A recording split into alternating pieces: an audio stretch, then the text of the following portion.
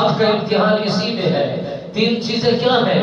مالک بے نیاز نے جو جناب جبرائیل امین کے ہاں بھیج کر یہ امتحان کا سلسلہ شروع فرمایا۔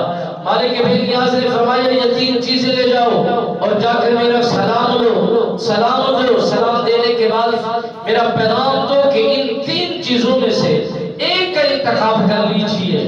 جناب حضرت آدم علیہ السلام سرکار تین چیزوں کو دیکھتے ہیں، ان میں پہلی چیز عقل ہے، دوسری چیز علم ہے، تیسری چیز حیا ہے۔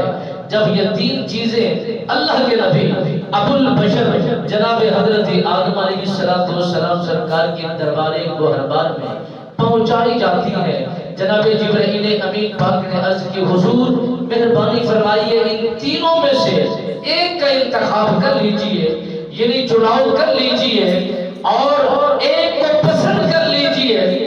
اللہ کے نبی کا امتحان تھا، اللہ کے نبی نے اپنے امتحان دینا تھا۔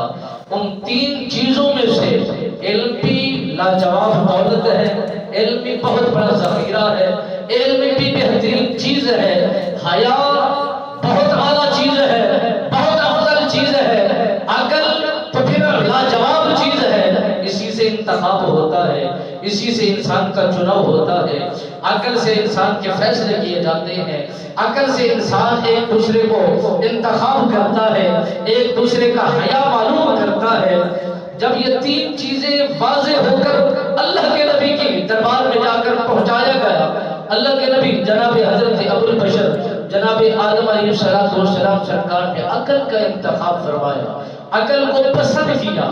جب عقل کو پسند کر لیتے ہیں تو جناب حضرت آدم علیہ السلام سرکار نے فرمایا اے جبرائیل یہ دو چیزیں اللہ کی بارگاہ میں لوٹا دی جائیں، علم کو